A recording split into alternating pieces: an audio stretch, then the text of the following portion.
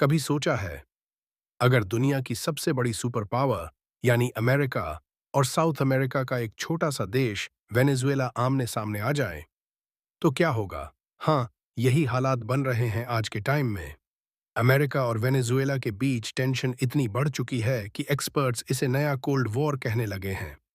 लेकिन कहानी इतनी सिंपल नहीं है, क्योंकि वेनेजुएला के पीछे खड़े हैं तीन बड़े देश, रशिया, चाइना और ईरान।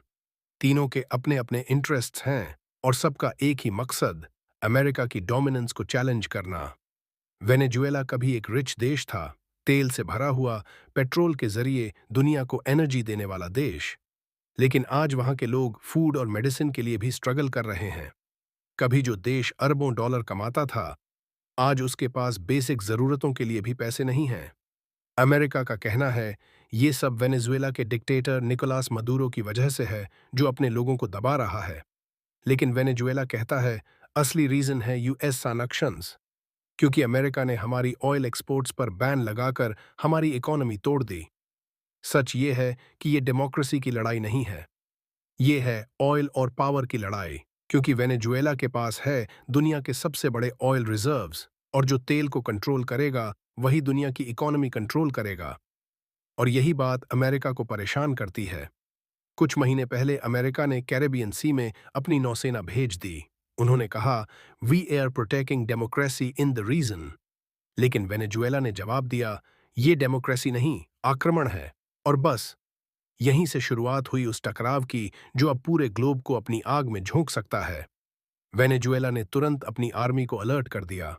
बॉर्डर्स पर टैंक तैनात कर दिए गए, मिसाइलें तैयार रखी गईं। रशिया ने कराकस में अपने मिलिट्री एडवाइजर्स भेज दिए। चाइना ने वेनेजुएला को बिलियन डॉलर इकोनॉमिक एड दी और ईरान ने ओपनली कहा, हम वेनेजुएला के साथ खड़े हैं।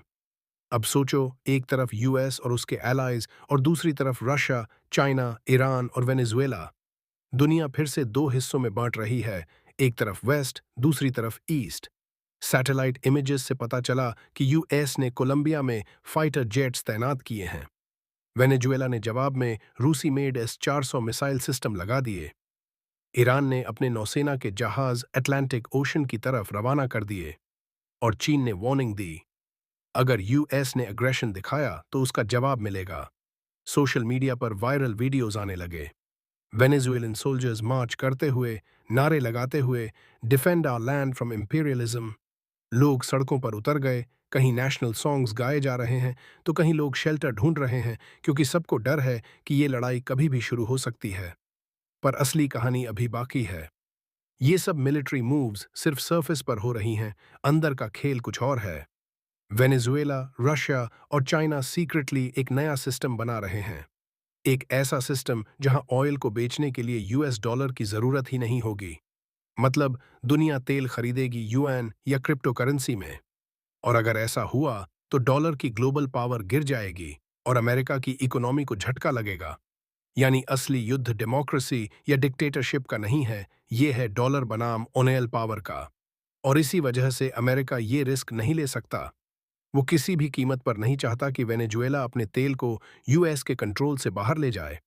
लेकिन वेनेजुएला अब झुकने को तैयार नहीं है। मडूरो ओपनली कह चुके हैं, हम अपने देश की सॉवरेंटी की रक्षा करेंगे, चाहे हमें किसी के खिलाफ भी लड़ना पड़े। अब हालात ये हैं कि दोनों तरफ हथियार तैयार हैं, ट्रूप्स अलर्ट हैं और टेंशन अपनी हाईएस्ट लेवल पर है। यूएस कांग्रेस ने लिमिटेड मिलिट्री एक्शन को अप्रूव कर दिया है। मतलब बस एक ट्रिगर दबाना बाकी है और फिर सब कुछ बदल जाएगा। इंटरनेशनल मीडिया कह रही है, just one wrong step and it's war. रूस ने साफ कहा, हम वेनेजुएला को अकेला नहीं छोड़ेंगे। चाइना ने भी यूएन में अमेरिका को वार्न किया है, वर्ल्ड पीस एट स्टेक है अगर यूएस ने पीछे नहीं हटा। और ईरान ने तो सीधे शब्दों में कह दिया, अगर वेनेजुएला पर हमला हुआ तो तेहरान की मिसाइलें चुप नहीं रहेंगी। अब इमेजिन करो, अगर ये वॉर शुरू होती है तो इसका इम्पैक्ट सिर्फ साउथ अमेरिका तक नहीं रहेगा। ऑयल प्राइसेस आसमान छू जाएंगे, ग्लोबल मार्केट्स गिर पड़ेंगे और पूरी दुनिया एक नई कोल्ड वॉर में फंस जाएगी। एक्सपर्ट्स का कहना है कि अभी दोनों तरफ माइंड गेम्स चल रहे हैं। अमेरिका पावर दिखाकर डराना चाहता है और वेनेजुएला अपने एलाइज के सहारे खुद को स्ट्रांग दिखा रहा है। लेकिन हिस्ट्री गवाह है, जब भी ऑयल, पावर और पॉलिटिक्स एक साथ भिड़े हैं तो दुनिया का नक्शा बदल गया है। वेनेजुएला शायद छोटा देश हो, लेकिन उसके पीछे खड़े रशिया, चाइना और ईरान इतने बड़े हैं कि अमेरिका भी 2 बार सोच रहा है। क्योंकि अगर ये वॉर छिड़ी तो ये सिर्फ रीजनल कॉन्फ्लिक्ट नहीं रहेगा, ये बनेगा वर्ल्ड वॉर 3 का पहला चैप्टर। तो अब सवाल ये है, क्या ये लड़ाई टल जाएगी या फिर दुनिया को फिर से जंग का मंजर देखना पड़ेगा? क्या ये नया कोल्ड वॉर है या आने वाली तबाही की शुरुआत? कमेंट में बताओ, तुम्हारे हिसाब से कौन जीतेगा इस पावर वॉर में? और ऐसे ही जियोपॉलिटिक्स के एक्सप्लोसिव अपडेट्स के लिए चैनल को सब्सक्राइब करो, क्योंकि अगला वीडियो होगा रशिया की अगली चाल क्या है। क्या दुनिया फिर से अलग वाली है 2 हिस्सों में? क्या वेनेजुएला बनेगा नया यूक्रेन? कमेंट में बताओ, क्या ये वॉर रोक पाएगी कोई? और ऐसे ही जियोपॉलिटिक्स के रियल अपडेट्स के लिए चैनल को सब्सक्राइब करो और बेल आइकन दबाओ, क्योंकि अगला वीडियो होगा रशिया की अगली चाल क्या है। अब सवाल ये है, क्या ये वॉर सच में छिड़ जाएगी? एक्सपर्ट्स कहते हैं अभी दोनों तरफ माइंड गेम्स चल रहे हैं, लेकिन अगर एक भी मिसाइल गलती से दाग दी गई तो ये लोकल कॉन्फ्लिक्ट नहीं तबुस्सना रहेगा, ये बनेगा वर्ल्ड वॉर 3 का पहला चैप्टर।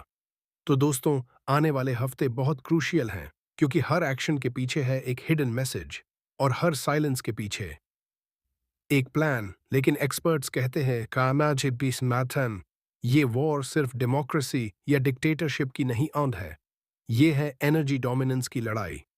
यूएस चाहता है कि साउथ अमेरिका में कोई ऐसा पावर